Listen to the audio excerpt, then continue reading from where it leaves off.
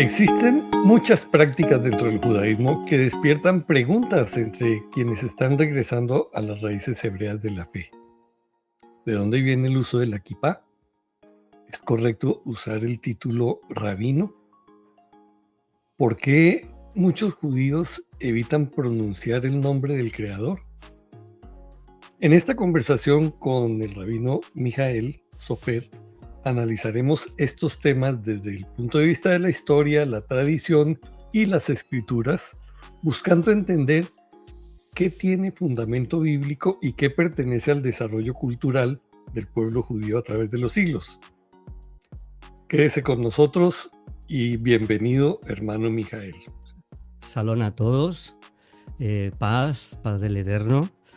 Y bueno, voy a un poco a comportarme como si estuviese en una clase mía, ¿no? Con mis alumnos, con mis hermanos. La pregunta de por qué usted se hace llamar rabino, siendo que Yeshua habla de usar ese término solamente con él. Bueno, tendríamos que ir al texto.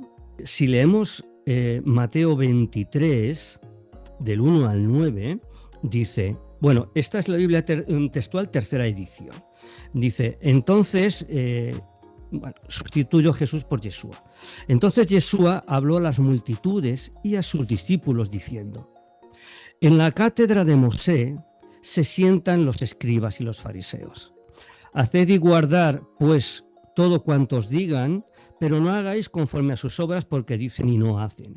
Y atan pesadas cargas y las ponen sobre los hombros de los hombres, pero ellos no las quieren mover ni con su dedo. Antes bien, hacen todas sus obras para ser vistos por los hombres, porque ensanchan sus filacterias o sus tefilín y alargan sus flecos, ¿no? Y aman el primer reclinatorio en las cenas y en las primeras sillas de las sinagogas.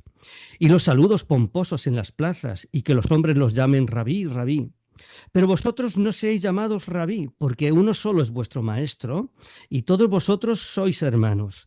Y no llaméis padre vuestro a nadie en la tierra, pues uno solo es vuestro Padre, el celestial. No, y bueno, en el 11 también, que no se ha llamado, bueno, aquí han puesto caudillos, pero sería líder de la comunidad y tal, ¿no?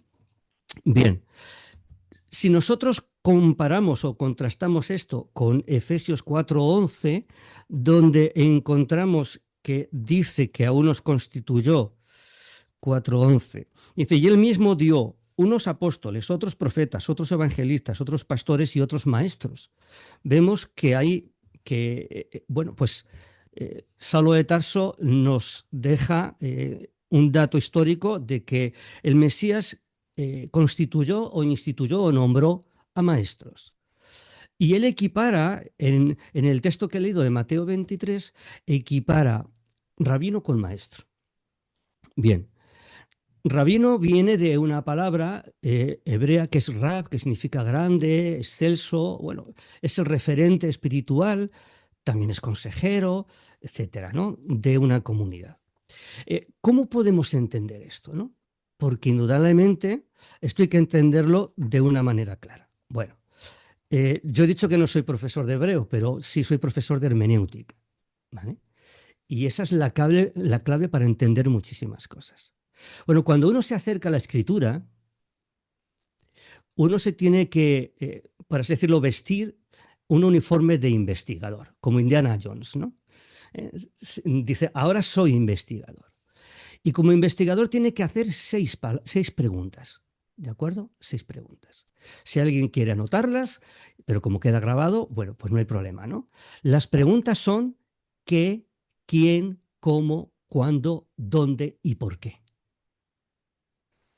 6 preguntas que son fundamentales para entender lo que estamos leyendo. Porque indudablemente esto no fue dicho por el Mesías a nosotros, sino a aquellas personas que estaban con él, con un contexto histórico determinado, con un contexto cultural determinado. Y entonces, pues, nos encontramos que la clave de lo que está ocurriendo está en los primeros versos. Aunque el Mateo que tenemos es el Mateo canónico, el de la Iglesia Católica, y sabemos que hay otro Mateo en hebreo con el de Dutillet o el de Sentov, y que dice en la cátedra de Mosés se sientan escribas y fariseos a hacer lo que él os dice, Mosé, pero no hagáis lo que ellos dicen porque dicen y no hacen, ¿no? O sea que aquí pone el énfasis, como en todas las Biblias cristianas, pone el énfasis en, en tomar como referente a los escribas y fariseos, pero el Mateo de Dutillet, el de Sentop, dice o pone la carga en la Torá de Mosé, no en el ejemplo de los escribas y fariseos. Pero bueno, cuando hemos empezado a leer, todo gira en torno a los escribas y fariseos, que eran lo que ellos conocían. Para ellos el referente de escribas y fariseos era el referente espiritual. Y la gente llamaba a los escribas de los fariseos, también había escribas de los saduceos, pero bueno, los saduceos se movían más en el contexto de la casa, del templo, y los fariseos eran la élite espiritual en la calle. Y entonces nos encontramos con que hay una práctica habitual, y es que había rabinos, que eran líderes, a los que llamaban Abba, padre. Pero no padre porque fuese su padre biológico, sino como en la Iglesia Católica se le llama al cura, al sacerdote, se le llama padre.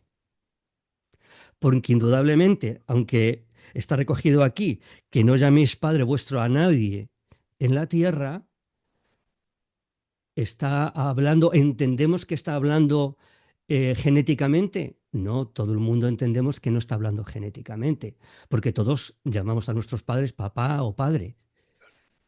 No hemos aplicado esto a una prohibición de decir a nuestro padre padre y a nuestra madre madre, sino que entendemos que es en un contexto religioso, ¿vale? Y en ese contexto religioso, en el contexto en que ellos vivían, pues a los rabinos fariseos se les denominaba rabino, líder y también padre, ¿vale?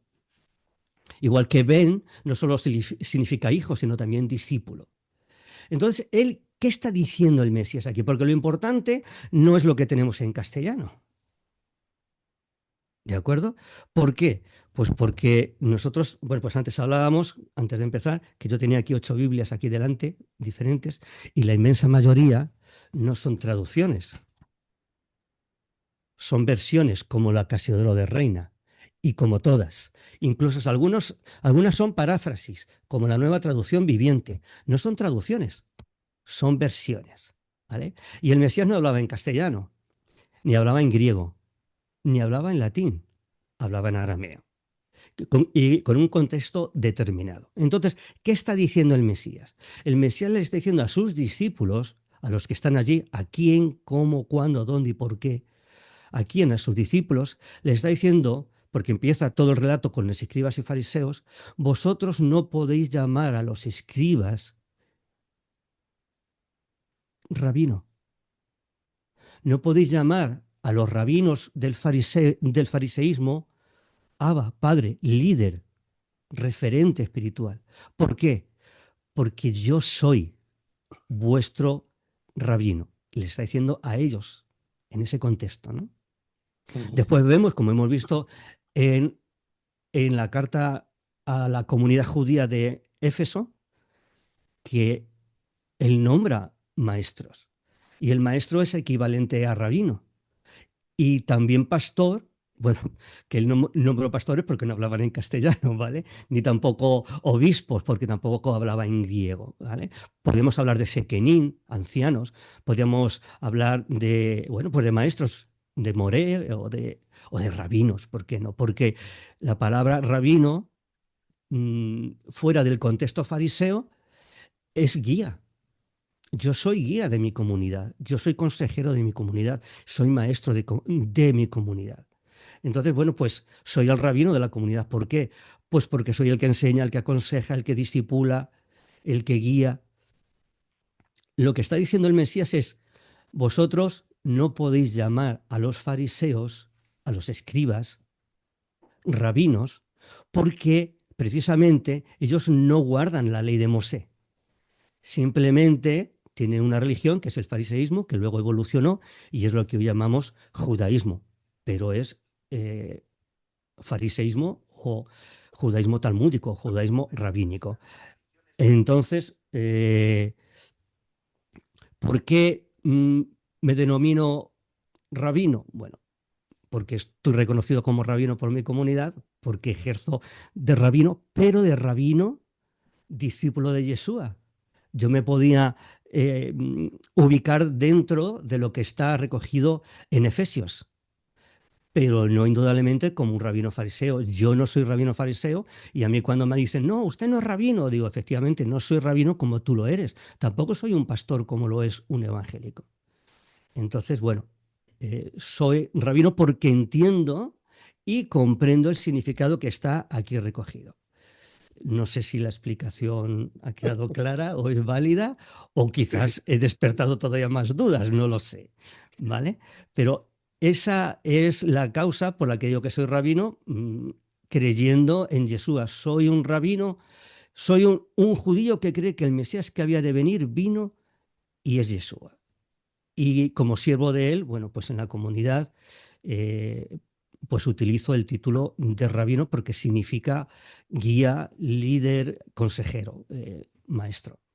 Ya, gracias. Sí, sí, creo que entonces lo que nos corresponde a todos nosotros es explorar un poquito más a fondo el significado de la palabra, porque uno simplemente la escucha y dice, uy, este está quebrantando los mandamientos Ah. de Yeshua. Sí. Y O obviamente, pues, sea, siempre hay que leer el contexto. A veces el contexto es toda una carta, ¿eh? claro, No solamente dos versos antes o dos versos después. Es toda una carta. A veces no tenemos contexto, como vamos a ver luego, ¿vale? Entonces, eso por un lado, ¿de ok, acuerdo? Bien. Luego, la segunda cuestión es la kipá. uso kipa. Bueno, yo he usado gorro muchos años de mi vida por mi trabajo. Yo he usado casco militar, he usado sombrero militar, no sé si saben lo que es un tricornio. He usado tricornio durante muchísimo tiempo.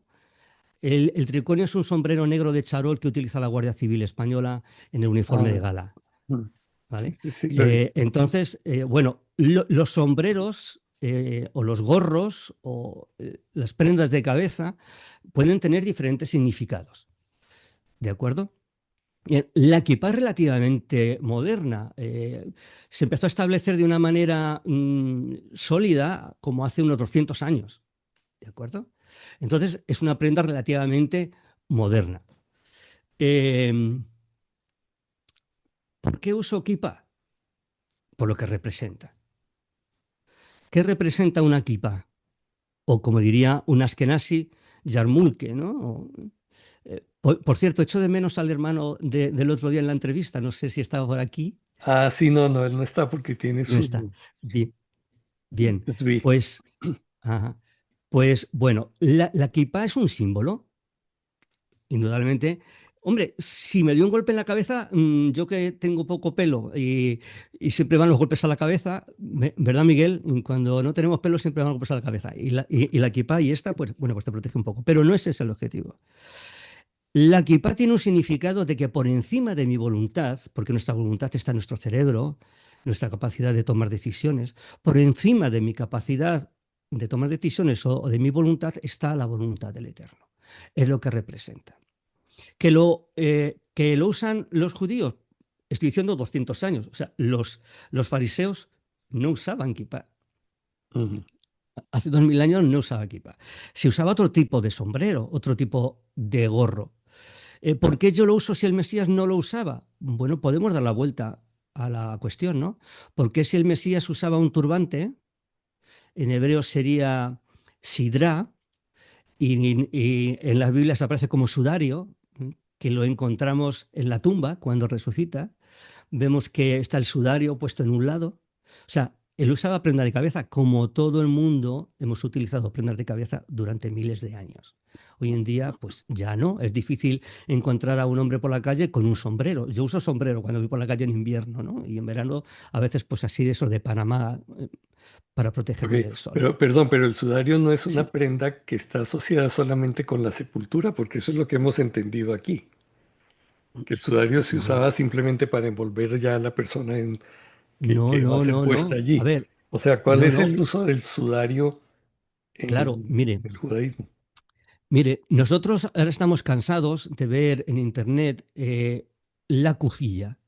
el pañuelo palestino, ¿verdad? Ujú. Todo el mundo identificamos el pañuelo palestino, blanco y negro. Después está el jordano, que es blanco y rojo, más o menos igual.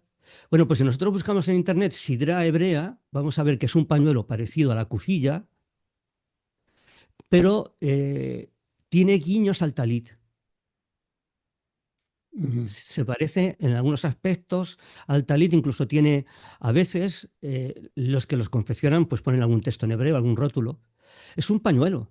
Nosotros hemos usado pañuelos o túnicas a lo largo de los siglos. Era una prenda común. Nosotros recogemos, o sea, tenemos recogido en la Torá que dice, te pondrás borlas en los bordes de tu vestidura. No dice flecos en las esquinas, sino borlas en los bordes. No sé si sabemos lo que son las borlas. Son como unos nuditos redondos con unos flequitos que Sí. iban en el borde. Eh, ha evolucionado y hoy en día la gente se piensa que el talid es lo que el Eterno mandó. Y el talid no es lo que el Eterno mandó. Pero claro, como dejamos de usar manto y las mujeres también pañuelo. Mi madre usaba pañuelo y mi abuela también. Tengo una foto de ella, pero claro, estamos hablando del principios del siglo XX y finales del siglo XX, ¿no?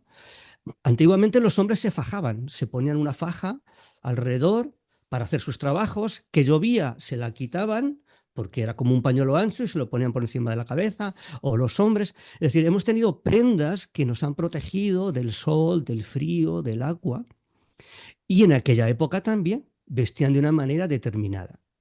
Y podemos ver, y de hecho, bueno, hay estudios, no sé si conocen, bueno, hay dos tomos que están descatalogados de hace muchos años, que se titulan La vida y los tiempos de Jesús el Mesías. Ujú, ujú. Los escribió Alfred Hedersheim Edersheim, en sí. el siglo XIX y aquí, o sea, están descatalogados. Esos dos tomos ya no se consiguen. Yo los tengo ya con las páginas amarillas, ¿no?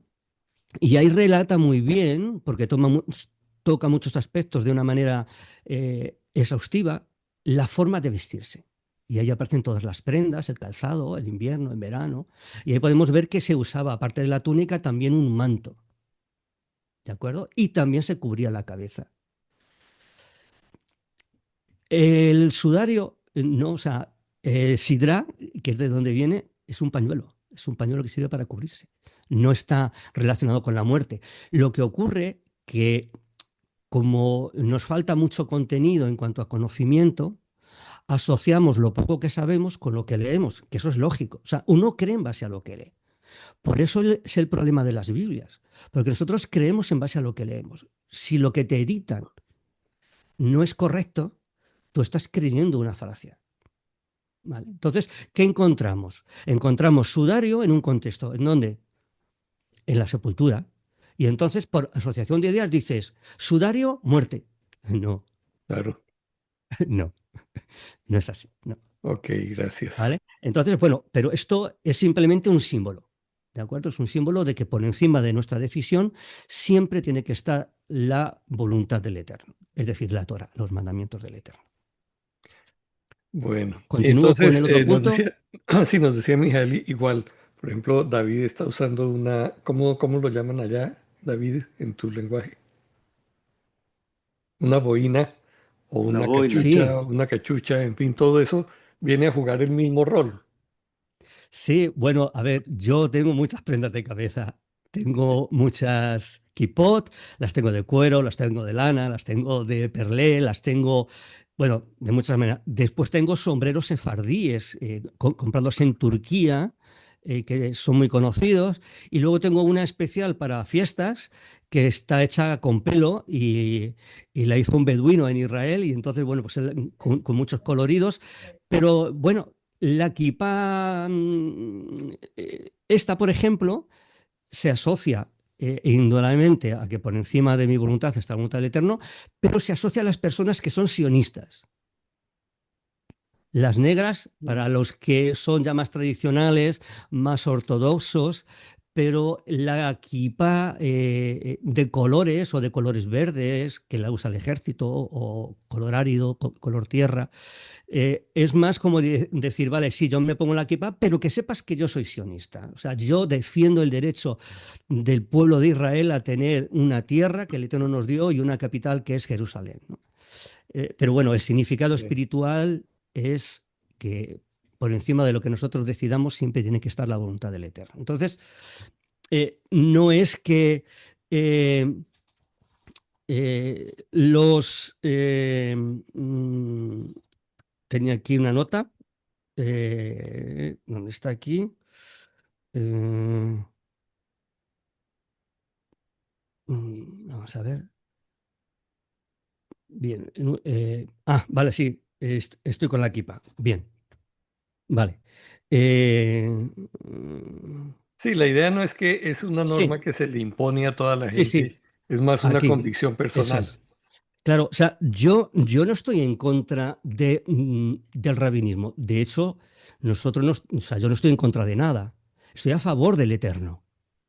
Y como esté a favor del Eterno y de su voluntad, todo aquello que vaya contra la voluntad del Eterno, indudablemente eso yo no puedo practicarlo ni compartirlo, ni enseñarlo. ¿De acuerdo? O sea, estoy en contra de todo aquello, da igual si es cristiano, judío o que se denomine mesiánico, que esté en contra de la voluntad del Eterno. ¿Vale? O sea, yo no estoy en contra, o sea, ¿esto lo usa la Iglesia Católica? Los obispos, el Papa y tal. Sí, bueno, no es lo mismo, ellos lo llaman solideo, que significa solo Dios. Bueno, tiene otro significado. Nosotros tenemos muchísimos significados, hasta los anillos de boda, ¿no? Que estamos, es una alianza, porque tenemos una alianza con nuestra esposa, ¿no? O sea, nosotros tenemos un montón de símbolos en nuestras casas, en nuestra vida cotidiana y por supuesto en nuestra forma de ver la vida, ¿no?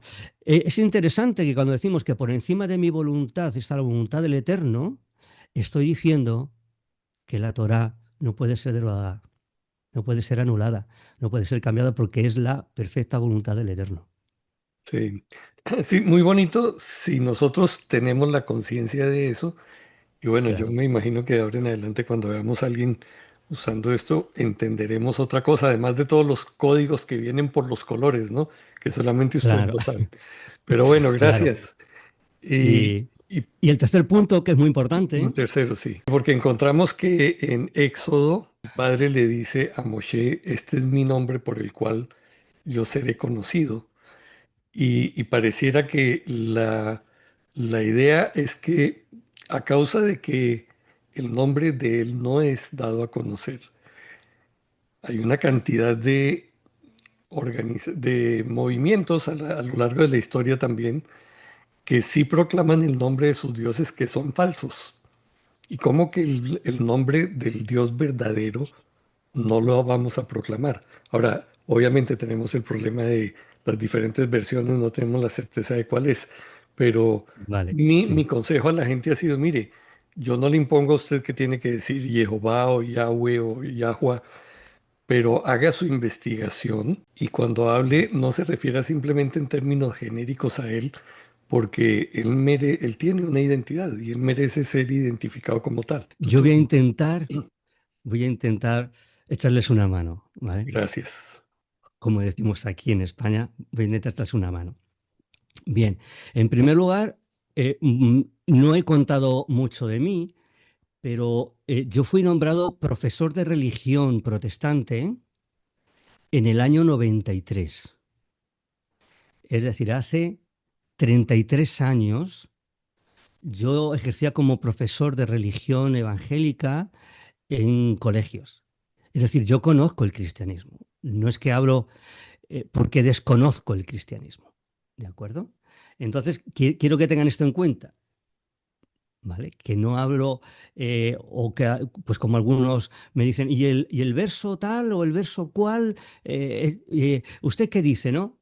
Bien, dicho eso, nosotros tenemos que tener siempre en cuenta que lo que nos han enseñado de pequeños y antes de ir incluso al colegio, es decir, en casa, nosotros hemos aprendido a hablar en casa. ¿De acuerdo? todo lo que hablamos, las expresiones, podemos denominarlo retórica. Es la forma de comunicarnos. Si tú eres un niño pequeño que tienes 7 años y vas por la calle y vas paseando con tu madre y pasas por delante de una tienda de bicicletas y tú le dices, mamá, cómprame una bicicleta. Y tu madre te contesta, no, hijo, no te voy a comprar una, te voy a comprar dos. ¿Nosotros entendemos que nos va a comprar una bicicleta o que no nos va a comprar ninguna? Que no nos va a comprar ninguna, ¿vale? ¿Por qué? Porque hemos entendido cómo ya habla nuestra madre. Y nosotros tenemos que tener en cuenta que la Biblia está llena de retórica, sobre todo el Nuevo Testamento. Pero tenemos que tener en cuenta que bueno, no sé si conocemos cómo fue formada la Biblia que nosotros tenemos ahora mismo. ¿De acuerdo? La Torá existía sola hasta la cautividad de Babilonia. La Torá con la escritura original. Después de la cautividad de Babilonia, se tradujo al arameo cuadrado, que es el texto que hoy tenemos, con la grafía que hoy tenemos. Y el trabajo lo llevó a cabo algo que se denomina hoy en día, ellos no se denominarían así, pero nosotros ahora técnicamente lo denominamos la Asamblea de los 120.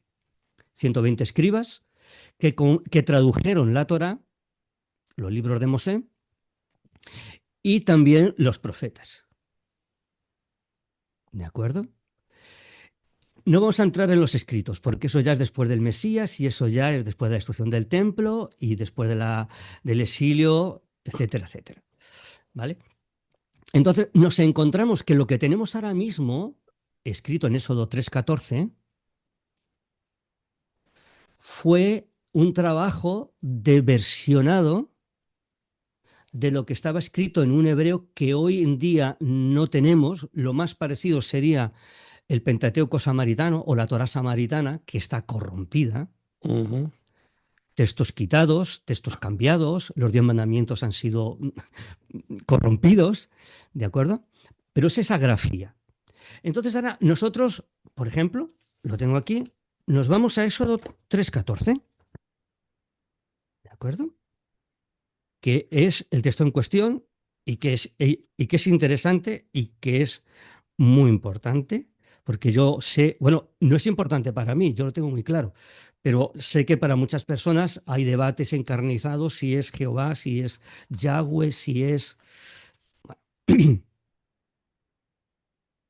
Respondió Elohim a Mosé, han traducido, yo soy el que soy.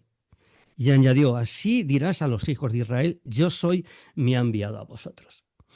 Bueno, eso es como lo han traducido al castellano. Eye, o Geye, o como lo queramos denominar, Eye, Asher, Eye, no es yo soy el que soy. La idea es, si lo tuviésemos que traducir para entender perfectamente de lo que está hablando, es yo seré lo que tú necesites que sea en cualquier momento que tenga que ser. ¿Quién eres? Lo que tú necesites. Yo seré eso. Es más, respondió Elohim a Mosé, ¿vale? Y añadió, así dirás a los Bene Israel, a los hijos de Israel, yo soy.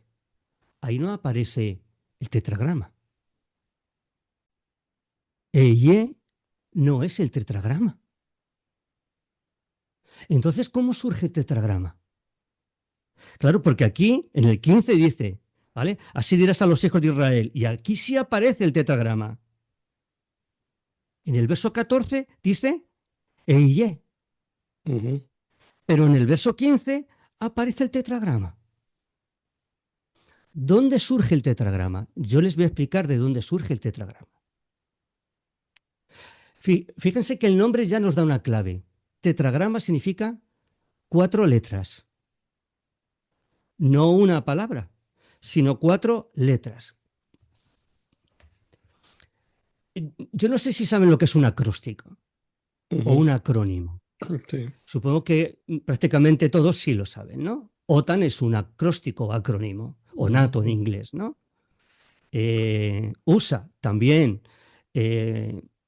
Muchas La, palabras. la CIA, la CIA. Sí, la compañía, ¿no? De No, la no, CIA. Bien, Central de Inteligencia de Estados Unidos, la CIA. sí. Bueno, yo les voy a enseñar de dónde surge. Bien. Me dicen si lo ven, ¿vale? Correcto, sí, está bien. Bien, bien. Sí. Yo lo veo aquí. Bien, esto es una frase. Una frase que los rabinos entendieron, o los escribas entendieron, que era lo que significaba lo que había sido revelado a Mosé. Yiyeh Haya Behovech. ¿Y qué significa esto? Yo seré, yo fui y yo soy. Está hablando de ser, de existir. Existir en el futuro, existir en el pasado y existir en el presente. Ellos entendieron que era eso.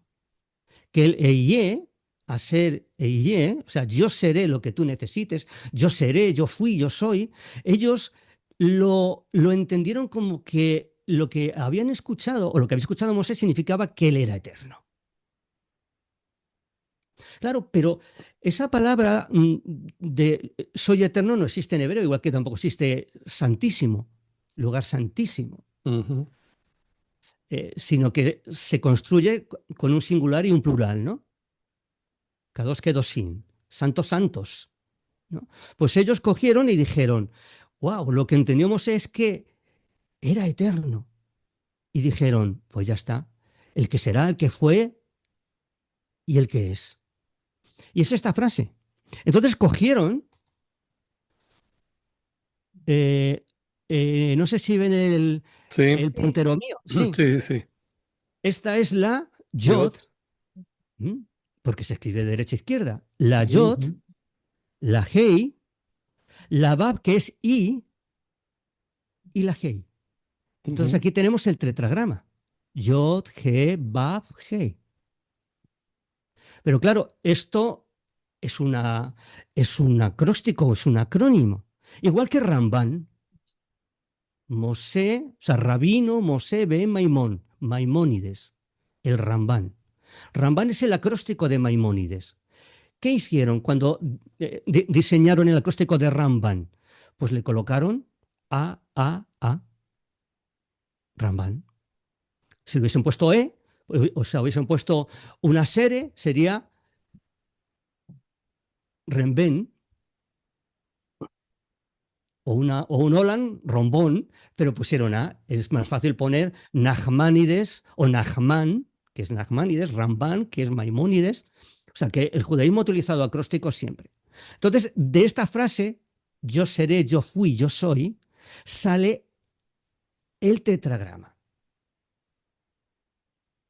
Ujú. O sea, yo, esto no es una revelación sobrenatural, no he tenido un sueño, o sea, esto es simplemente estudio. ¿De acuerdo?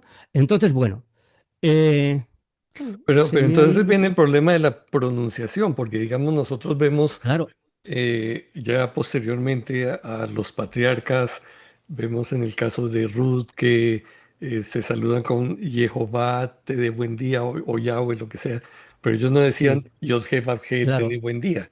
Sí, sí, Entonces, sí, claro. ¿qué sonido hacían para el nombre? Estoy intentando quitar lo que he compartido, pero no sé si me va a salir, Ok, porque se me ha ido la ayudanta. Vamos a ver si ahora pero puedo quieres, compartir. si quieres cambiarla, acuérdate que ahí está Vamos a ver. Ah, sí, esa. sí, sí. Bien. Ok, ¿Está ahí? sí, ahí está. ¿Lo Tetragrama ven? original sin Bien. vocales. El tetragrama original sin vocales y el vocablo Adonai sin vocales. Recordemos que las vocales es la aportación de los masoretas. Sí. Y aunque tuvo un proceso de formación, de depuración, podemos hoy en día decir que en torno al siglo IX de nuestra era es cuando queda consolidado el sistema vocálico hebreo. ¿De acuerdo? Entonces, nosotros encontramos en un Sefer Torah, en el que tenemos en la comunidad, por ejemplo, tenemos el tetragrama sin vocales, ¿vale? Y tenemos Adonai también sin vocales. ¿Vale?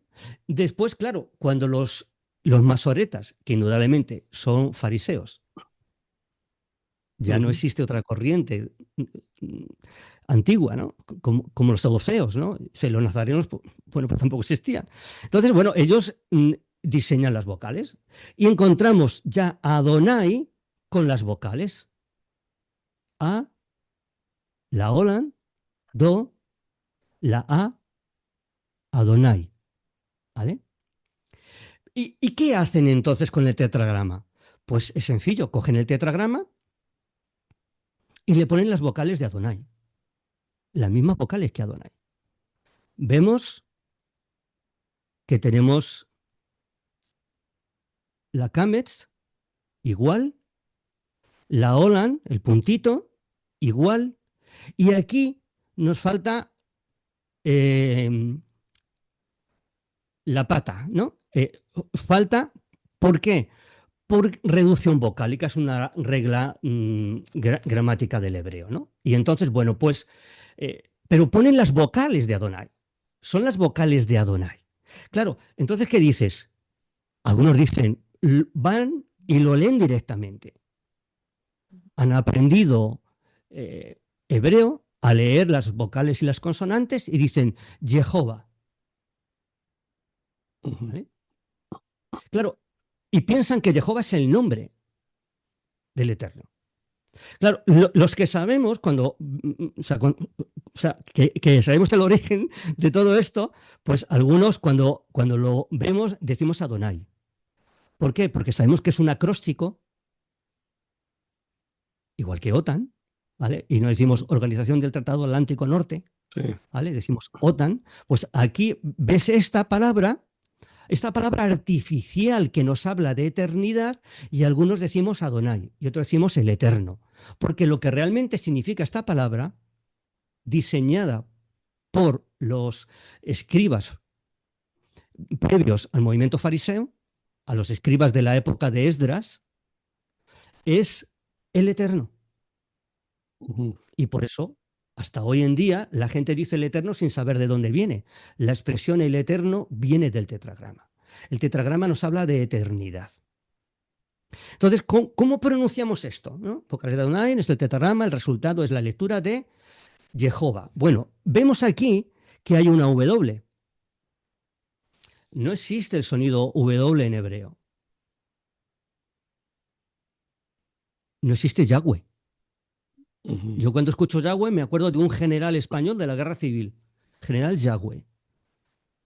Pero no existe ni el sonido guau, wi, wow, wu, ni existe chache, chichochu, lo digo por los que dicen chalón. No existe chorizo en... Bueno, sí, a ver, que chorizos en España, un chorizo es un ladrón. Chorizos hay en todos los lados, ¿no? Pero la pronunciación cha no existe en hebreo y la pronunciación gua tampoco. Lo que ocurre es que nosotros transliteramos el hebreo a nuestra pronunciación. O sea, cuando uno aprende hebreo, lo básico que aprende es lo que está escrito en hebreo y la transliteración, es decir, poner en tus caracteres lo que tú tendrías que pronunciar en hebreo, para que cuando tú te acercas, tú digas shalom, no digas chalón. Chalón es como se escribe en francés, pero no en castellano. En castellano sería SH, shalom. Aunque ya no existe ese sonido en castellano, igual que Valencia y Barcelona se pronuncian igual, pero antiguamente no, era Barcelona y Valencia. La diferencia de las Ds. Claro, una era oclusiva y la otra era fricativa, ¿vale? Pues no existe el sonido ese. Lo que ocurre es que en la transliteración al inglés, por ejemplo, Baruch, que en castellano se escribe con J, para que al leerlo digamos Baruch con J de Jaén, jajejijojón, pues en inglés se escribe con CH, Baruch. Si nosotros lo leemos, claro, yo leería Baruch. Claro. Y ese es el problema. El problema, permítanme la expresión, es que algunos quieren ser maestros y nunca fueron alumnos. Entonces nunca tuvieron un maestro de hebreo, nunca tuvieron un maestro de hermenéutica, nunca tuvieron un maestro de historia, nunca... O sea, cogieron una Biblia, se pusieron a leerla y dijeron, ¡wow! Lo que he descubierto aquí. Pues ahora es Jehová, ¿no? O bueno, si te has comprado una Biblia que dice que es Yahshua, pues peor todavía, ¿no? Entonces, bueno, ¿el Eterno tiene nombre? No tiene nombre el Eterno. Bueno, pero si en la Escritura dice, he dado a conocer tu nombre. Claro, ¿y qué hemos entendido con eso? Que es eh, como cuando se manifiestan en Estados Unidos, que en España así no se hace, ¿no? Pero en Estados Unidos que se manifiestan con un cartel, con un palo y van haciendo un círculo y dando vueltas allí en la puerta de la Casa Blanca. Y tenían puesto el tetragrama. El Mesías iba con un cartelito que decía, este es el nombre de Adonai, ¿no? Porque leemos, he dado a conocer tu nombre. No entendemos. O sea, si yo digo a una persona, has difamado mi nombre, ¿qué significa? ¿Que han escupido en mi nombre? ¿Le han puesto encima de mi nombre unos cuernos? Y no. Estoy hablando de que han ido contra mi estima, contra mi honor, contra mi persona. Dar a conocer el nombre del Eterno es dar a conocer la voluntad del Eterno, que la gente conozca al Eterno mismo. Entonces, pisotear mi nombre, mi honra, mi estima, el valor de mi palabra. Yo siempre aconsejo utilizar paralelismos de nuestra vida cotidiana, como he hecho ahora mismo, ¿no? O sea, si yo digo, hemos pisoteado el nombre, hemos ultrajado el nombre, hemos difamado, o sea, ¿qué es dar a conocer el nombre? Entonces, tenemos que entender que en la Escritura hay cosas que son literales, pero hay muchísimas, miles y miles, que es retórica, es decir, son símbolos, no son literales, son simbólicas. Cuando el Mesías dice, el que no bebe o sea, el que no come mi carne y no bebe mi sangre no tiene vida eterna. ¿Que nos, ¿Lo creemos literal? Ninguno de nosotros entenderíamos que eso es literal, porque sabemos que no puede ser literal, que se está refiriendo a sus enseñanzas, a su doctrina, es decir, a su mensaje, a él mismo. ¿Vale? Entonces, bueno, tenemos que tener en cuenta eso, que hay cosas que son literales y hay cosas que son figuradas. Y es más, las doctrinas no se pueden hacer de algo que haya que interpretar. Las doctrinas siempre se tienen que hacer de expresiones literales y nunca de una, sino de varios textos donde aparezca de una manera literal. Pongo un ejemplo. Nacer de lo alto o nacer de nuevo. ¿Quién ha escuchado nacer de nuevo? Todos. El que no nace de nuevo no puede ver el reino de Dios. Le dijo Yeshua a Nicodemo. El texto no pone nacer de nuevo, dice nacer de lo alto. ¿Dónde más textos aparece nacer de nuevo? En ninguno. Se ha hecho una doctrina de un verso que ni siquiera dice eso. Porque dice nacer de lo alto. Y dice, bueno, pues más o menos es lo mismo, ¿no? Porque nacer de lo alto te vincula a la Torá, que es lo que vino de lo alto. Nacer de nuevo puede ser cualquier cosa. Una sugestión, una emoción, un sentimiento, un escalofrío. Es muy subjetivo. Pero nacer de lo alto es objetivo. Porque la palabra del Eterno te transforma. Y la palabra del Eterno, como decía Kifa, Pedro, vive para siempre. Entonces, la palabra de los hombres viene de la tierra y la palabra del Eterno viene del cielo. Por eso te es necesario nacer de lo alto, ¿no? Entonces, para que veamos que lo simbólico no es cimiento para doctrinas, ¿no? Sino lo que es literal. Y aquí, bueno, pues encontramos que hay expresiones, Adonai, voy a tomarme la libertad de decir, no sé si lo voy a quitar, voy a utilizar Adonai porque sería la pronunciación con las vocales correcta, ¿no? A Adonai Rafa, el, el Eterno o el Señor sana, ¿no? Nosotros nos encontramos todos esos nombres, entre comillas, que encontramos en la Escritura y no nos hablan de un nombre, nos hablan de la esencia de lo que el Eterno hace. Él es Salvador, Él es sanador, Él es protector.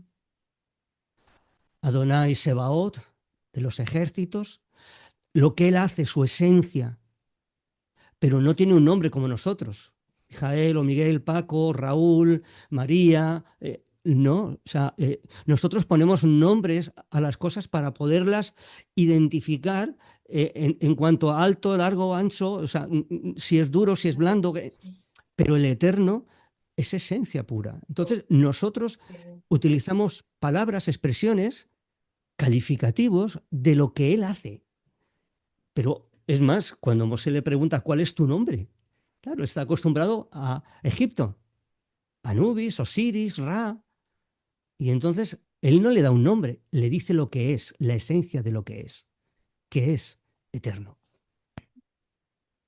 Bueno, es un tema para seguirlo explorando, yo creo. Y Sí, obviamente claro. se nos podría ir todo el tiempo hoy hablando sobre eso nada más. Había más preguntas, ¿no? Me parece, o no lo sé. Bueno, como se conversó también sobre la parte de lo que usaba, a mí me interesa mucho tener una opción para los 6C y quería saber si usted usaba los 6C, de qué forma usaba los 6C.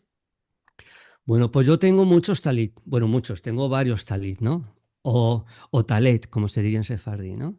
Que son mantos de oración, o sea, es una prenda exclusiva para la liturgia. Antiguamente sí se usaban mantos de forma habitual y en esos mantos se tienen que poner borlas.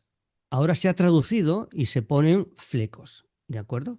Bien, lo que tenemos ahora mismo en un sisit, no tengo aquí ninguno, esto es un estudio simplemente para grabar, ¿vale? Pero en los sisit que tengo, en algunos tengo una trenza y en otros tengo los tradicionales, los que cuando te lo compras viene. Pero eso es incorrecto, yo los modifico. ¿Por qué los modifico? Porque los sisit son cabalísticos. La cábala fue, o sea, el Zohar fue escrito en Castilla, eh, en el reino de Castilla, entonces no existía España, en el reino de Castilla, en el siglo XIII, por el rabino Moshe Tov de León.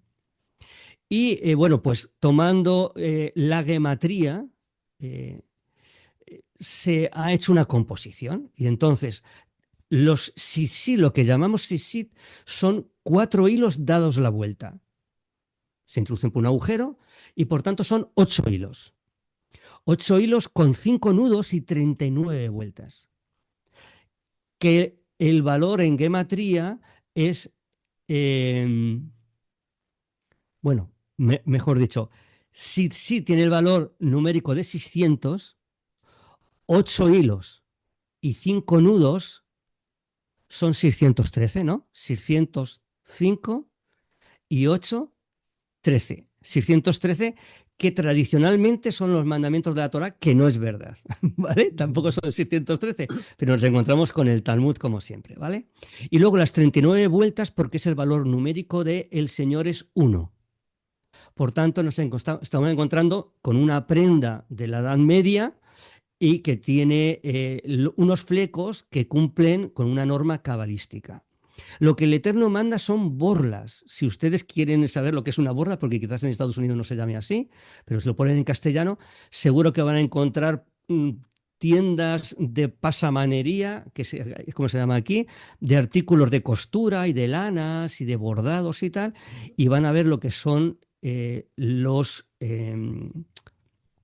las borlas, que son eso, unas bolitas hechas o con nudos o con forma así redonda que había que colgar, según el mandato del Eterno, en los bordes de la vestimenta, no en las esquinas. El talit es un invento de origen fariseo. Te lo pones, si yo tengo varios, y bueno, pero me lo pongo simplemente porque es un manto de oración para estar cubierto cuando oramos con el Eterno. ¿Por qué? Porque ya nadie usamos ropas en las que podamos poner borlas. ¿Ustedes se imaginan que llevamos una chaqueta americana y por debajo cosidas borlas alrededor? Pensarían que somos homosexuales o se nos ha ido la cabeza, ¿no? Entonces, bueno, pues sí, usamos eso. Algunos no lo usan, pero porque no son miembros de la comunidad completamente, no han hecho la conversión, ¿no? Pero que sepamos eso, que el talit es una prenda moderna que se diseña porque ya nadie viste a la oriental. Y para cumplir con el mandato de tener un manto donde tener, o sea, Para mí es más importante las borlas que tiene el talit en el borde, que sí tiene. El talit sí tiene borlas. No sé si ustedes algunos tienen un talit, ¿vale? Pues saben que hay un letrero, que eso es muy moderno lo del letrero. Luego tiene los 4 flecos, que eso es fariseo, cabalístico, y luego tienen nudos hechos con los hilos que salen a los lados, eso serían las borlas. Bueno, O sea ya que podríamos orar con un pañuelo o con un cualquiera. manto o con un pañuelo de mujer normal y corriente que tuviese unas borlas. Sí, si quisiesen hacerlo, podrían hacerlo perfectamente. ¿De dónde Porque viene todo lo demás, de dónde viene esa tradición de cubrirse con un manto para orar? Porque tampoco encontramos en la Torah que diga, y cuando ores tendrás que a cubrirte ver, con un manto. sí, sí. Es que, a ver, pues igual que tampoco hay un mandamiento de cuando uno se convierte, tiene que hacer tevilá. O cuando uno se arrepiente, perdón, bautismo, sumergirse en agua. ¿Quién se sumergía en agua? Los sacerdotes. Ujú, Pero como significaba santidad, el pueblo acabó adoptándolo como algo general. De tal manera que cuando Johanán está bautizando, está haciendo tevilá en el río, nadie se acerca y le dice, oye, ¿tú qué estás haciendo aquí? Nadie le pregunta qué está haciendo. En la zona sur del templo todavía están los restos de la gran cantidad de mikveh que había. Las tradiciones no son malas en sí. Lo que es incorrecto es ir en contra de la voluntad del Eterno. Tomo otro ejemplo. ¿El Mesías cumplía tradiciones? Sí. Nosotros tenemos definida cómo es la cena de Pesaj. El Eterno nos dijo lo que teníamos que comer para salir de Egipto. Y luego se ha perpetuado tomando como modelo aquella cena, ¿no? Bien, tradicionalmente se ha cogido del relato de Éxodo 4 copas. Os tomaré, os sacaré, os redimiré, os introduciré. ujú, Pero eso no está mandado en ningún sitio que se tengan que utilizar 4 copas. Pero el Mesías las usa. ujú. Y la tercera copa es la copa de la redención. Y es la que dice el texto, después de haber cenado, cogió la copa y dijo, este es el nuevo pacto en mi sangre. La tercera copa de las 4. O Ujú. sea que participaron, sí, introdujo cosas nuevas en aquella única cena, última cena y única, sí, como lavar los pies. O sea, eh, se permitió, por así decirlo, lujo de, como método docente, introducir nuevas prácticas o hacer algo, sí. Lo que hasta ese momento había sido el recuerdo de la salida de Egipto, ahora iba a tomar un nuevo sentido para sus discípulos. ¿Pasó algo? No, enriqueció aquella noche. Y usamos la copa, usamos talit para orar. Pues yo es que llevo usando talit muchos años, 30 y tantos años, ¿vale? Bueno, significa o es un símbolo de consagración al Eterno. O sea, recordemos lo que dice el texto. Si no lo recordamos, lo buscamos, ¿vale? Es en la Torah. Y el contexto de por qué tenemos que tener esas borlas, para que cuando las veamos recordamos el pacto que tenemos hecho. Ujú. Tenemos que recordar el pacto, o sea, nosotros, yo en mi caso, o sea, porque hablo por mí, yo recuerdo que tengo un pacto cuando voy a orinar, cuando tengo relaciones, cuando me ducho. ¿Por qué? Porque veo mi pene circuncidado. Es la señal de la alianza con el Eterno. No es la alianza, es la señal de la alianza. ¿La alianza dónde está? Tampoco está aquí. O sea, si me operan de corazón, yo no tengo el corazón circuncidado. Son símbolos, ¿no? Está aquí. Mi compromiso de fidelidad al Eterno desde hace 40 años. Ujú. Inquebrantable, inquebrantable. Entonces, son símbolos. Tenemos símbolos en la carne, símbolos en la puerta, símbolos en la ropa, igual que tenemos símbolos en la mano de que nos hemos casado. Bueno, sí. Y Bueno, son buenos. O sea, si un símbolo proyecta algo sublime, es bueno. Todos tenemos símbolos. Así es. Sí, lo cierto es, lo importante es no imponer eso a todo el mundo como un requisito para algo, ¿no? Para pertenecer al Mesías, por decirlo así. Dos más y terminamos, Manuel y David. Sí, mi pregunta es referente al capítulo 2 de Marcos, la escena de Yeshua con el paralítico y que es acusado de blasfemia porque le dice, hijo, tus pecados te son perdonados.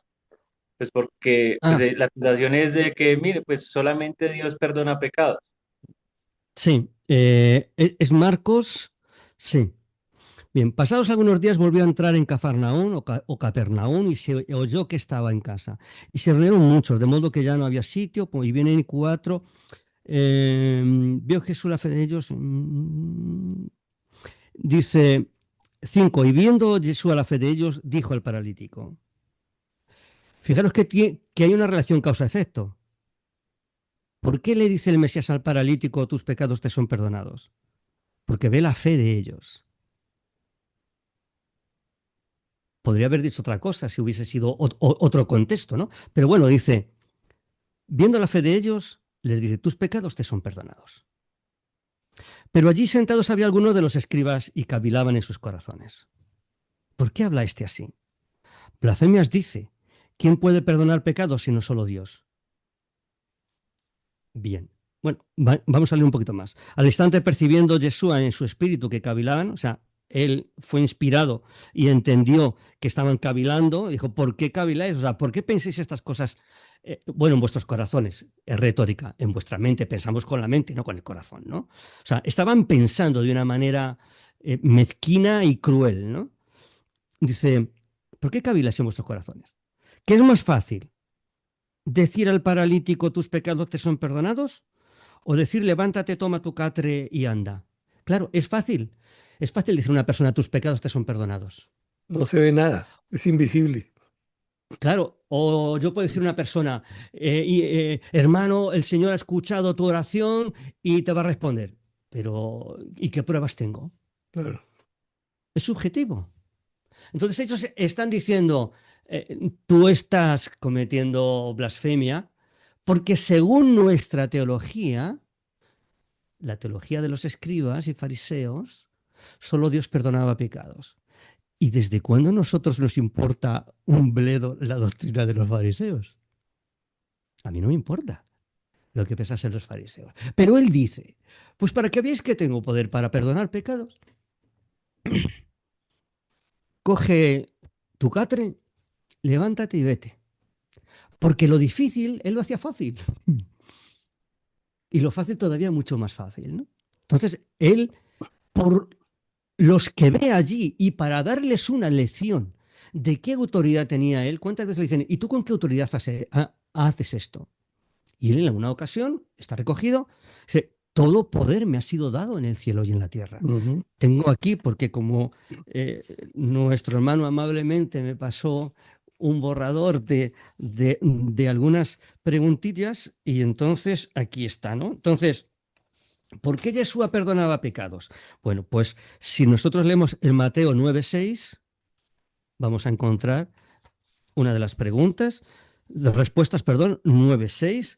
Pues para que sepáis que el Hijo del Hombre tiene en la tierra autoridad de perdonar pecados, dijo antes al paralítico, levántate, toma tu catre y vete de la casa. Es el texto paralelo de Marcos. Es el mismo suceso, pero relatado de otro poder, o sea, de otra forma. Dice, eh, tiene autoridad. ¿Pero por qué tenía autoridad? Si vamos a Lucas 5:24, Marcos, Lucas, esto es un ejercicio simple con una concordancia. O sea, no. Lucas 5:24 encontramos que dice, pues para que sepáis que el Hijo del Hombre tiene potestad en la tierra para perdonar pecados, dijo el paralítico, a ti te digo, levántate, alza tu catra y vete a tu casa. ¿Vale?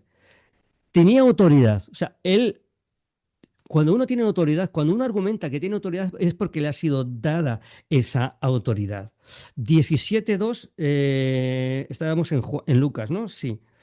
Juan 1:12,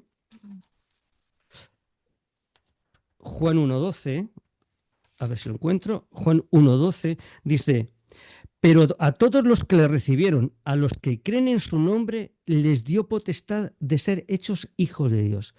¿Por qué ¿Por qué tenemos la autoridad o ha emanado esa autoridad de ser hechos hijos del Eterno? Que es un título. Ser hijos del Eterno es un título, del Mesías, de los que creen en el Mesías, de Salomón. Él será mi hijo y yo seré su padre, si es obediente a la Torá. Le dice a Salomón, ¿vale? 17.2. Ya nos vamos acercando al final, ¿vale? Un poquito de paciencia.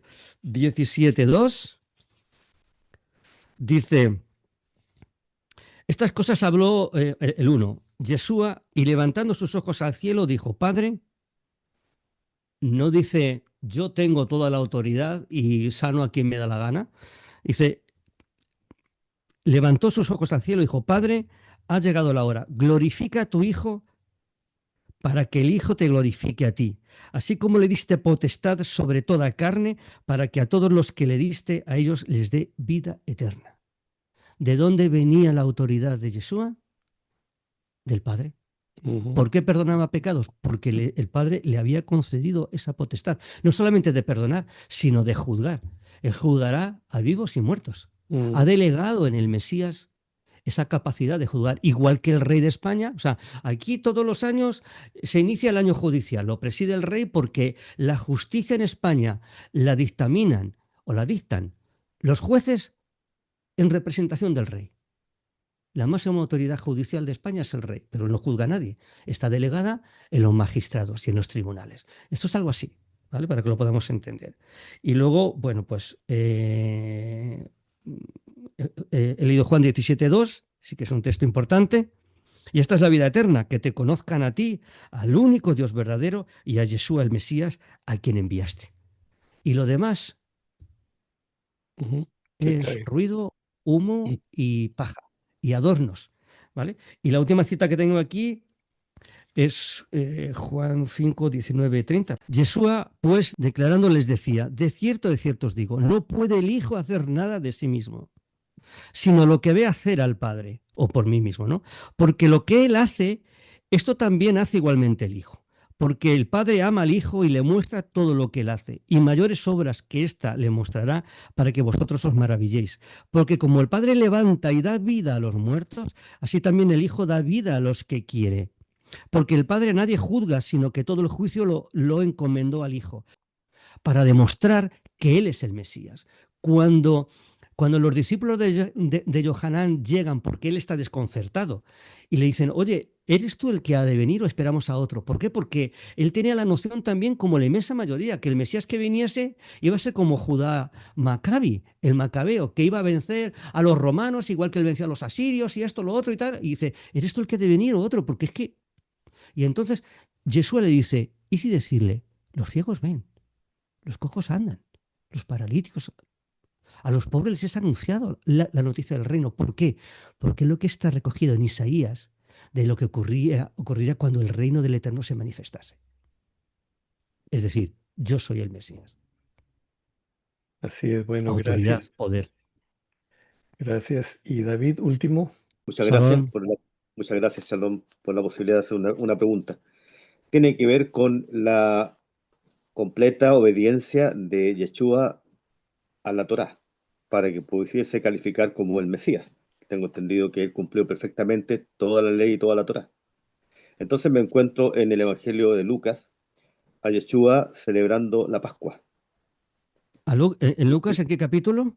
Capítulo 22, donde se Bien. instituye la Cena del Señor, capítulo 22 de Lucas. El relato está entre el versículo 7 y el 23. Pero Siete. para resumirlo, ¿cómo pudo Yeshua celebrar la Pascua con sus discípulos antes que la Pascua fuera? Porque la Pascua era el día del sacrificio del Cordero, que coincidentemente es el día 14 de Nisan, cuando Él entrega su vida en rescate por la humanidad. Entonces a mí se me crea ahí una confusión, porque si Él celebró la Pascua antes de la fecha de la Pascua que estaba establecida en Éxodo, no habría cumplido completamente con toda la Torá.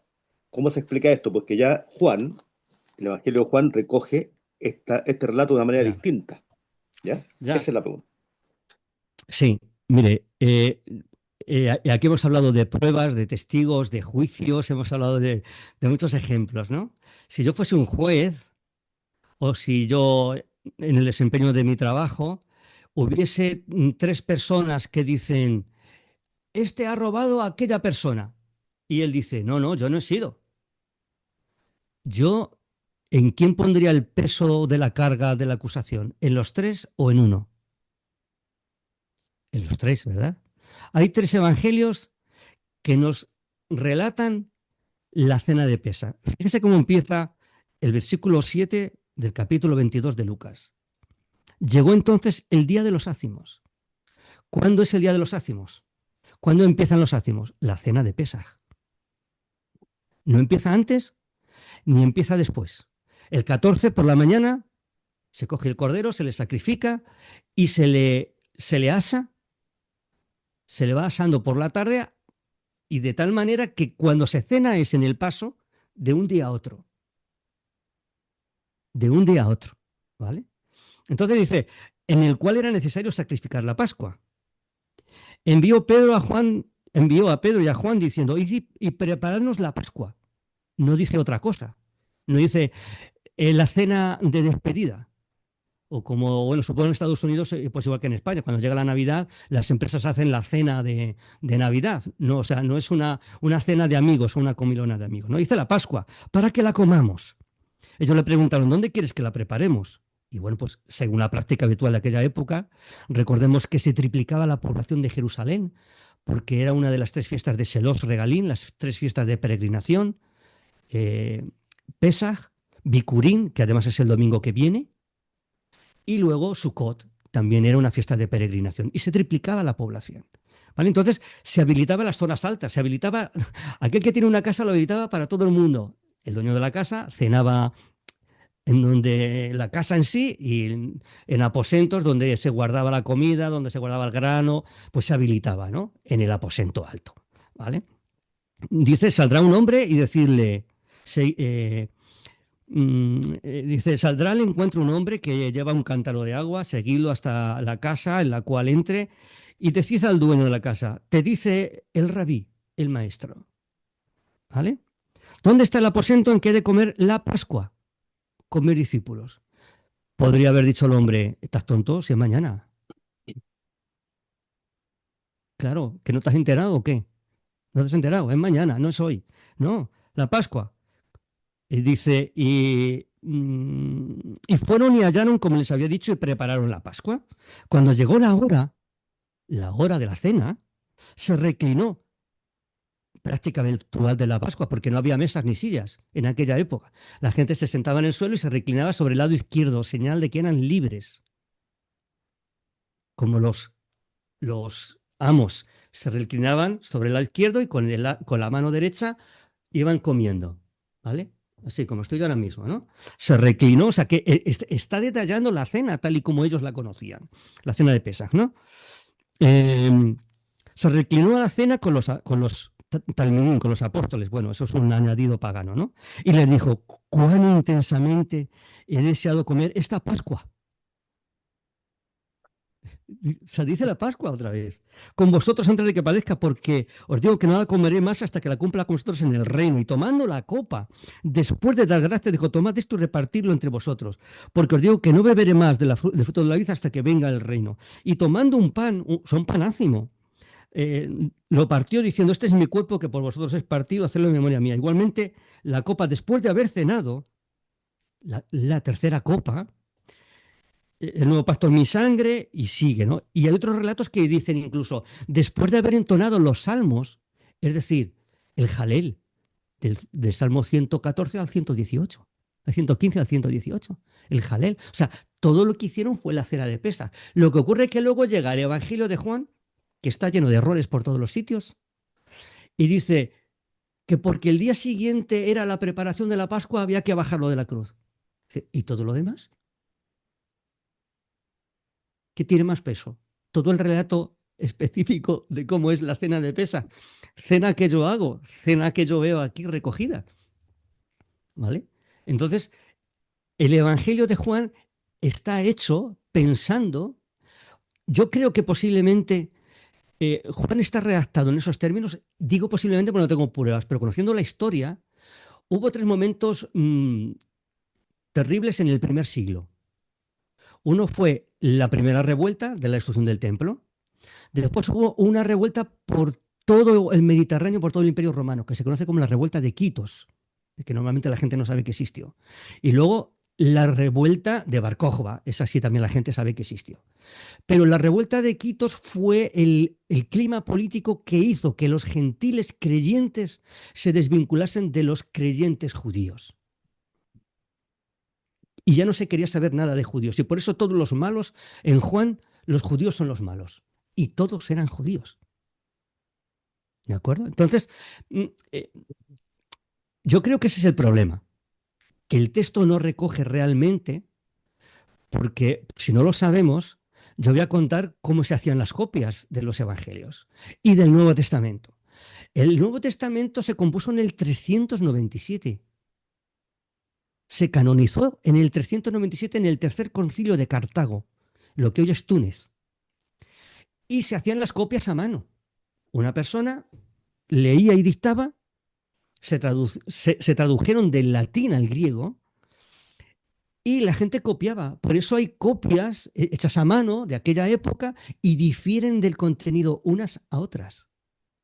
No hay textos originales del Nuevo Testamento. Yo estuve haciendo un estudio sobre el griego del Nuevo Testamento y me quedé sorprendido cuando descubrí, porque yo no sé griego. Yo no soy un erudito del griego. O sea, yo no he estudiado griego porque he estudiado chino. Para mí es tan importante el griego como el chino, porque el griego es una versión. Si nos encontramos el Quijote escrito en chino, pues tiene el mismo valor, ¿vale? Ninguno, porque está en castellano, ¿vale? Entonces, descubrí que filólogos griegos actuales dicen que hay versos en el Nuevo Testamento que nadie sabe lo que significan. Porque es un idioma arcaico que ya no existe. Y entonces no se sabe. Y entonces dices, ¿y entonces cómo lo traducen? No, es una versión teológica. Entonces, Juan tiene muchísimos errores.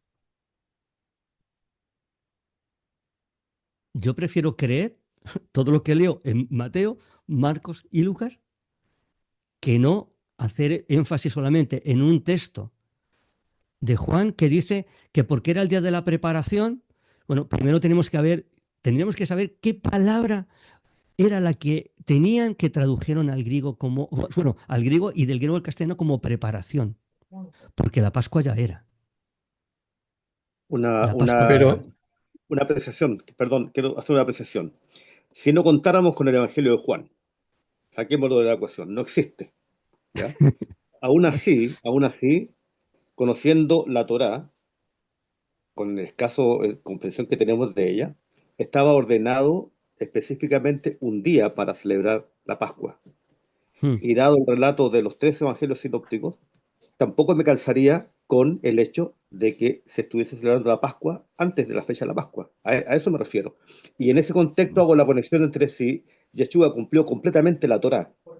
¿Cómo estaría en este punto transgrediéndola? Esa es mi pregunta. Pero es que, según Mateo, Marcos y Lucas, él celebró la cena de Pesaj cuando tenía que celebrarla. O sea, no, la sí, cena sí. de Pesaj, o No, sea, pero es que yo, perdón, el punto es que nosotros entendemos que Yeshua viene a cumplir las fiestas de la primavera, siendo que Él es el Cordero, Él debe morir en la fecha del Pesaj, la fecha en que mm, porque Él es el Cordero de Pesaj. Es lo que se eh, interpreta eh, también. Entonces, si debe morir ese día, ¿por vale, qué celebra Pesaj el día anterior? Ese es el punto. como los niños en el cole. ¿Dónde dice que el Mesías es el Cordero de Pesaj? En ningún sitio. Es una interpretación de este es el Cordero de Dios que quita el pecado del mundo. Entonces, Cordero, el Cordero de Pesaj. Pero el Cordero de Pesaj no quita el pecado. El Cordero de Pesaj no quita el pecado de nadie. Ni Hace siquiera el de redención. Egipto. Ni siquiera el de Egipto.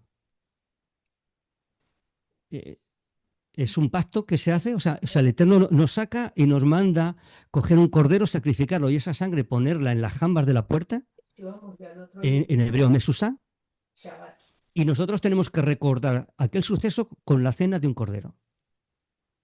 Entonces, la gente lee que En los evangelios dice, este es el Cordero de Dios, que lo dice Yohanan, que quita el pecado del mundo. Y entonces asocia Cordero con Pesaj. Pero realmente el Cordero que quita o que pudiese quitar el pecado del mundo o que lo quita sería el de Yom Kippur, que es lo que él hace en la cruz. Él toma el lugar de ese Cordero que muere, o sea, ese carnero que muere para limpiar el pecado de la humanidad. Él es la reconciliación. Cuando Saulo de Tarso dice en 2 Corintios 5, reconciliados con el Eterno, Él es la reconciliación de nuestros pecados, toma como referente Yom Kippur. Y en Yom Kippur o sea, no es el Cordero de Pesaj. El Cordero de Pesaj tiene otro sentido. Vamos a ver. Yo sé, porque yo también leo Internet, ¿vale? Y veo Internet.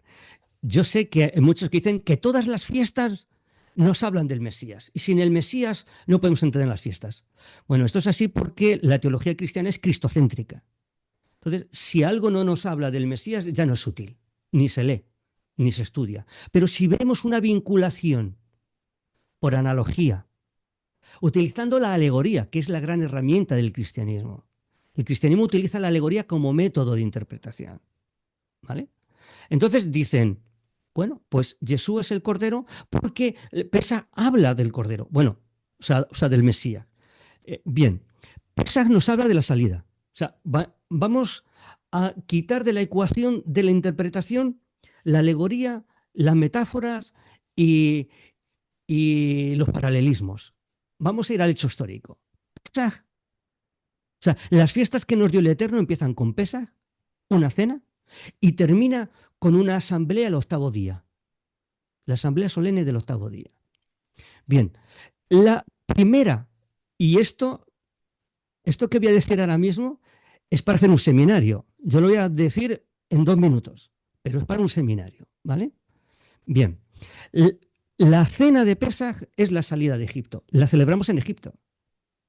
Iniciamos también con los panes ácimos que nos hablan de la premura con la que el Eterno nos sacó de Egipto, utilizando metáforas con brazo extendido, ¿vale? Como alas de águila y tal. Bueno, bien.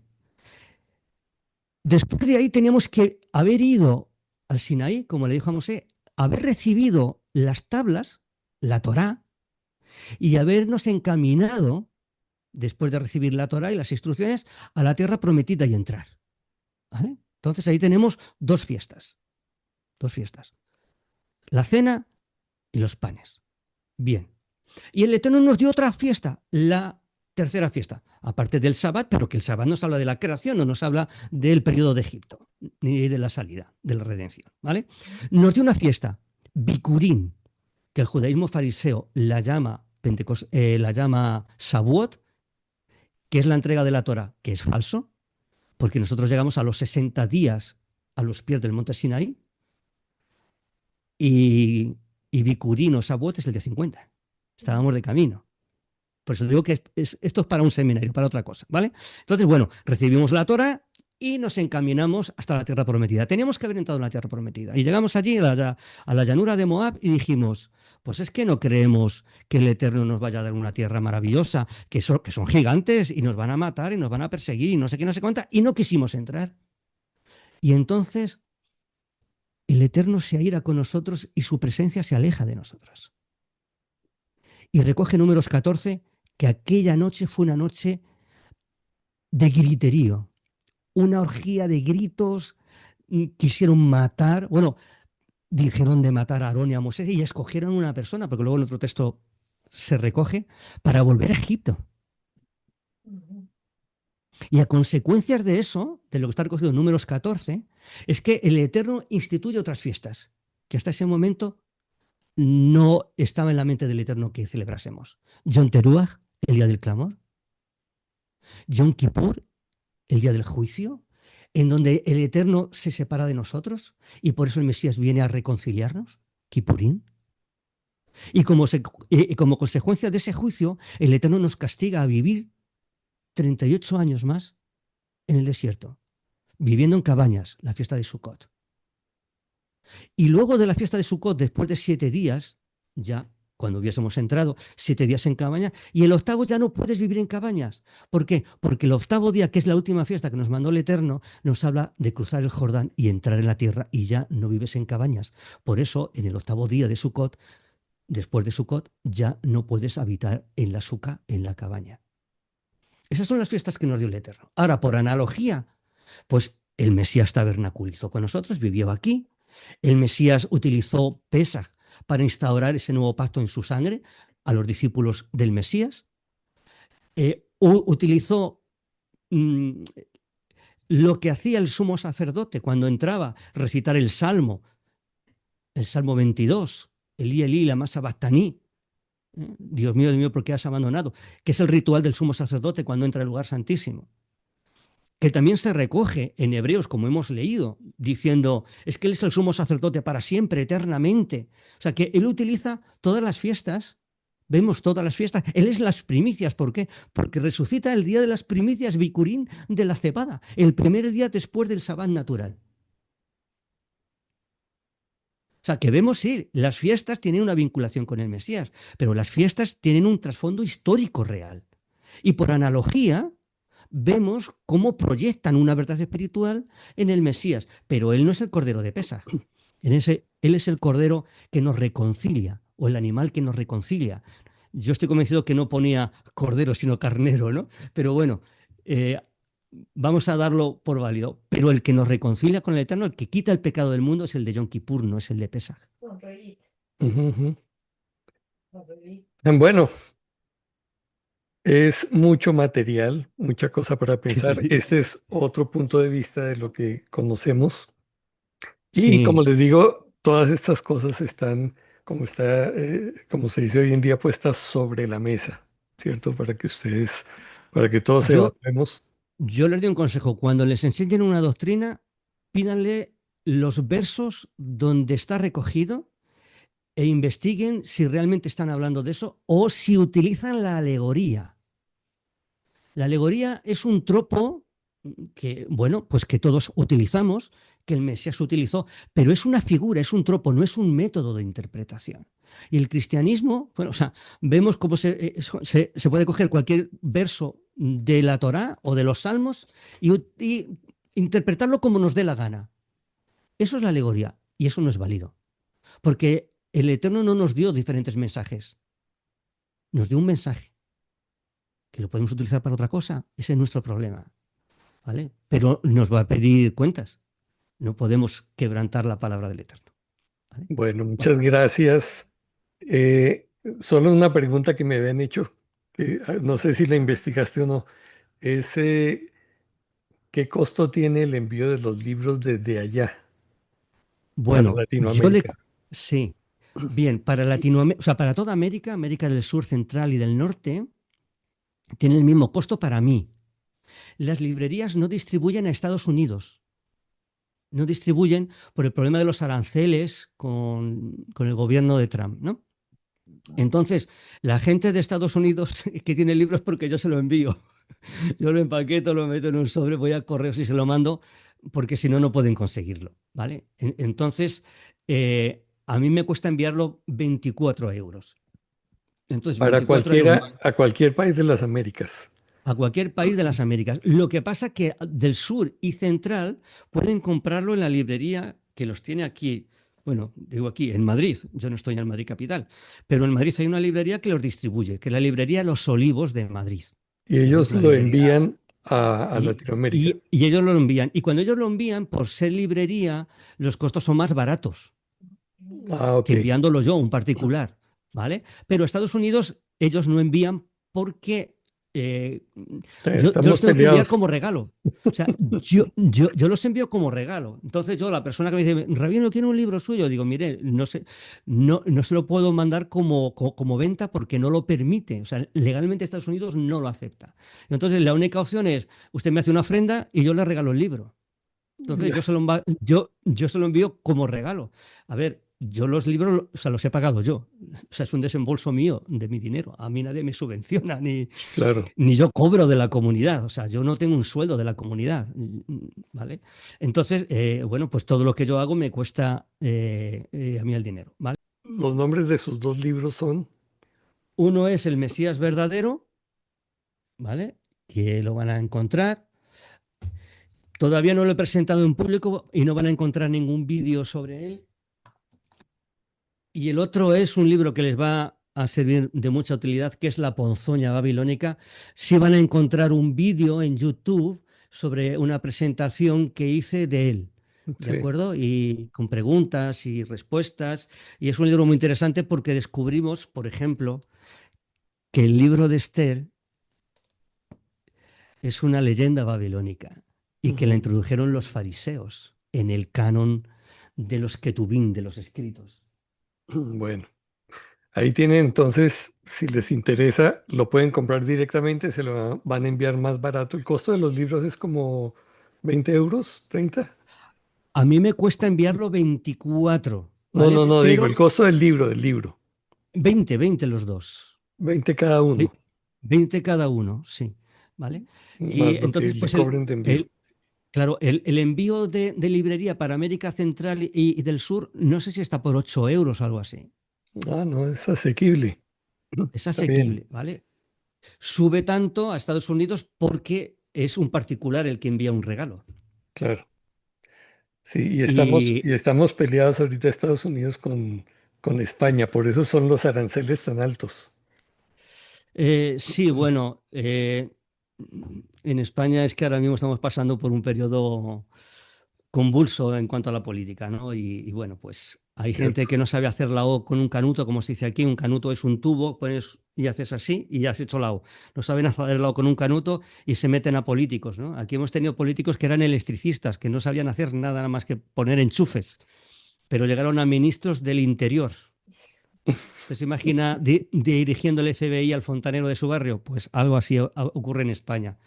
En España Bueno, lo peor, o sea, lo mejor de España es la gente y lo peor son los políticos, desde hace siglos. eso es en todas partes. Eso será heredado. Sí, Bueno, bueno, muchísimas gracias una vez más por ha el sido un tiempo que placer. nos has podido dedicar. Vamos a orar y concluir. Muchas Muy gracias. bien. Nuestro Padre, muchas gracias por esta oportunidad Gracias, que Señor. nos das Bendito eres tú. de poder percibir otros puntos de vista de todas las verdades que tú nos has enseñado. Es verdad, sí. Padre, queremos simplemente eh, conocer más de ti, pero sobre todo vivir conforme al modelo que nos dejó Yeshua, Amén. porque queremos ser luz para otros. Y te ruego que nos ayudes a discernir dentro de todo esto qué es lo verdaderamente importante para no quedarnos atrapados en discusiones que no tienen sentido. Gracias por la vida de Mijael, por la vida de cada uno de los que ha estado aquí con nosotros. Dejamos el resto de este día en tus manos y te agradecemos tu presencia y al Mesías Yeshua. Gracias. En nombre de quien oramos. Amén. Amén, amén, Señor. Bendito eres tú. Bueno, muchas gracias de nuevo entonces. Ha Que sido un tengan placer, una de buena verdad. tarde. Feliz día. Ha sido un placer. Ok, Gracias Muchas bendiciones a todos. a todos los hermanos. Todo se lo bendiga. bueno. Fue Muchas realmente bendiciones. gracias. Amén. Salón, salón a todos. Shalom. Bendiciones. Salón, salón, Shalom, salón. shalom. Shalom. Salón. Bendición. Búscate el logo.